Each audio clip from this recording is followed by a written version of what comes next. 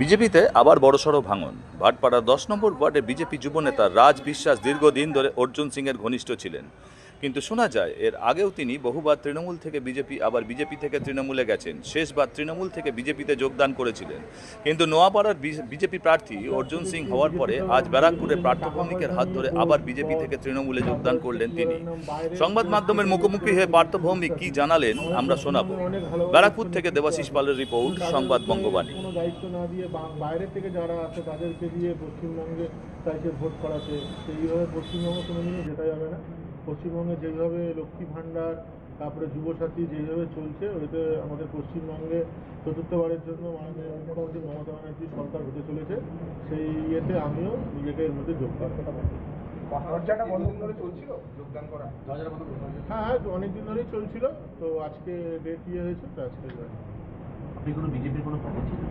না, এই মুহূর্তে না, কোনো বিজেপি অতীতের নির্বাচনগুলোতে বিজেপি সক্রিয় হয়ে গেছে।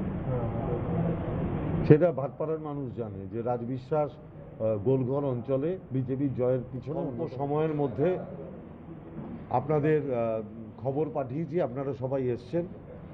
আপনারা দীর্ঘদিন ধরে জানেন, সবাই অবগত আছেন যে গত লোকসভা নির্বাচনে ব্যারাকপুর লোকসভার মধ্যে আমরা 7টার মধ্যে একটা সিটি হেরে গেছিলাম, সেটা হচ্ছে ভাটপাড়া বিধানসভা কেন্দ্র। সেই ভাটপাড়া বিধানসভা কেন্দ্রে এবং আমার লোকসভা নির্বাচনেও 7টার মধ্যে একটা বিধানসভাতেই আমরা হেরেছিলাম, সেটা ভাটপাড়া বিধানসভা কেন্দ্র। সেই ভাটপাড়া বিধানসভা কেন্দ্রে বিজেপির জয়ের যারা কাণ্ডারি ছিলেন তাদের মধ্যে অন্যতম রাজ বিশ্বাস আজকে এই 2026-এর নির্বাচনের প্রাক্কালে মমতা ব্যানার্জিকে চতুর্থবার মুখ্যমন্ত্রী করার লক্ষ্যে এবং বহিরাগত এই যে অপসংস্কৃতি এবং নির্বাচন কমিশনের এই হিটলারগিরি, তার বিরুদ্ধে প্রতিবাদ জানিয়ে আজকে ভারতীয় জনতা পার্টি ছেড়ে তৃণমূল কংগ্রেসে যোগদান করছে।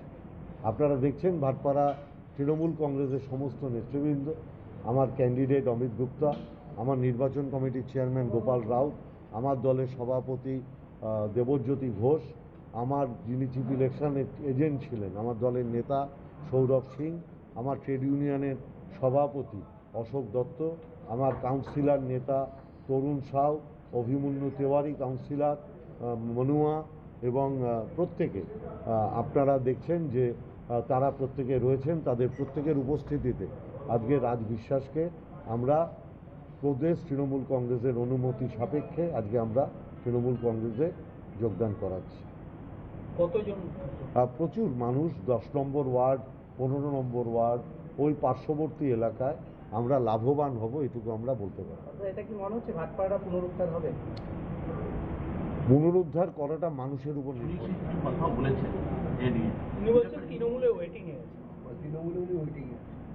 আমি ঠিক বলতে পারবো না, মানে অ্যাকচুয়ালি আমার যারা নির্বাচন পরিচালনা করছেন তারা তো আমাকে নিয়ে কোনো উচ্চবাচ্য করেননি, আর আমার নির্বাচন পরিচালনা কমিটির মধ্যে সুনীল সিং নেই, ঠিক আছে? আমি ব্যক্তিগতভাবে আমি কথা বলে নেব, আমি জানি না কি বলেছেন কি বলেননি, কিন্তু আমার নির্বাচন যে পরিচালনা কমিটি তার মধ্যে সুনীল সিং নেই। না, ওনাকে প্রথম জিজ্ঞেস করুন, নরেন্দ্র মোদীর জীবনী যিনি লিখেছিলেন তিনি একটা চার্জশিট নরেন্দ্র মোদীর বিরুদ্ধে লিখেছেন। আমি আশা করব অমিত শাহ আগে সেটার জবাব দেবেন।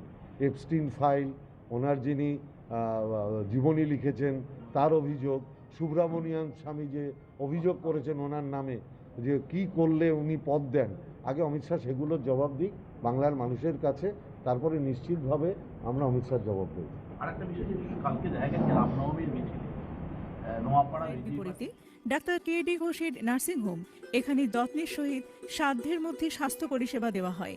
এখানকার অত্যাধুনিক ফেসিলিটিগুলির মধ্যে হল ICCU, AC sharing cabin, AC cabin, NICU, maternity, paediatric, ventilator facility, modular OT, orthopaedic surgery, any type of surgery, obstetrics and gynecology, 24 hours ambulance facility, general medicine, pathology, physiotherapy, PFT, ECG, EEG, Holter monitoring, এছাড়াও থাকছে daily OPD service, 24 hours emergency service, আমাদের ঠিকানা Barasat road, নোনা Chandanpukur, Barrackpore, Amala cinema হলের বিপরীতে, কলকাতা 122। যোগাযোগ 03325920006। Mobile number 9433389740 এবং 9433389739। সারদা সেবা সদন।